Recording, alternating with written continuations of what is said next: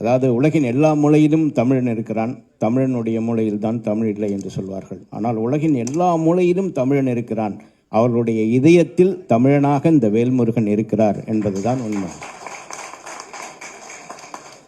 அரசியலை விட்டுருங்க, அவருடைய எப்படிப்பட்ட மனிதர் என்பதுக்கு செல்வாக்குமார் அவர்கள் ஒரு விஷயத்த சொன்னார். அவங்க ஆஸ்திரேலியாவுக்கு போயிருக்கும்போது பார்த்தீங்கன்னா ஒரு சின்ன கூட்டங்க, ஒரு 50 பேர் தான் இருப்பாங்க அந்த கூட்டத்தில். 2 வயசு குழந்தை, அவனுக்கு இப்போ 22 வயசு.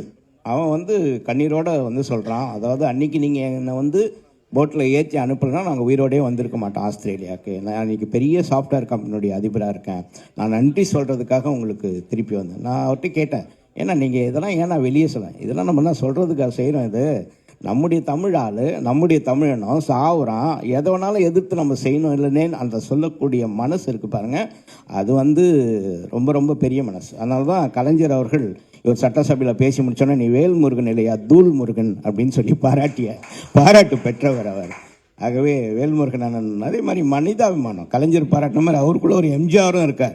அவர் ஆக்சுவலி பிஸ்னஸ் கிளாஸு, அவருக்கு அங்கே உள்ள ஸ்டே பண்ணுறதுக்கு எங்களுக்கு ஒரு டிரான்சிட் மலேசியாவிலேருந்து சென்னைக்கு வர்றதுக்கு. அப்போ அவர் பிஸ்னஸ் கிளாஸில் இருக்கார், நாங்கள் கீழே இருக்கோம். அவர் எங்களை விட்டு போகிறதுக்கு மனசே இல்லை, என் கூட இங்கே உட்காரலாமா, நம்ம கொஞ்ச நேரம் தானே இல்லை நான் போய் ரெஸ்ட் எடுத்துகிட்டு வாங்க, இன்னும் 3 மணி நேரம் இருக்குது ஃப்ளைட்டுக்கு. அப்போ உடனே என்ன பண்ணுறாரு, வரும்போது அந்த பேக்கெட்டில் அங்கேருந்து ஒரு 4 ஆரஞ்சு 2 ஆப்பிள் எடுத்துகிட்டு நீங்களாம் பசியாக இருப்பீங்க சாப்பிடுங்க அப்படின்னு சொல்லி கொடுக்கக்கூடிய தலைவர்கள் என்பது தமிழகத்துக்கு கிடைப்பது ரொம்ப ரொம்ப அரிது. அவரை நாம் சரியான அங்கீகாரம் செய்யவில்லை, ஆனால் காலம் உங்களை நிச்சயமாக அந்த அங்கீகாரம் செய்யும்.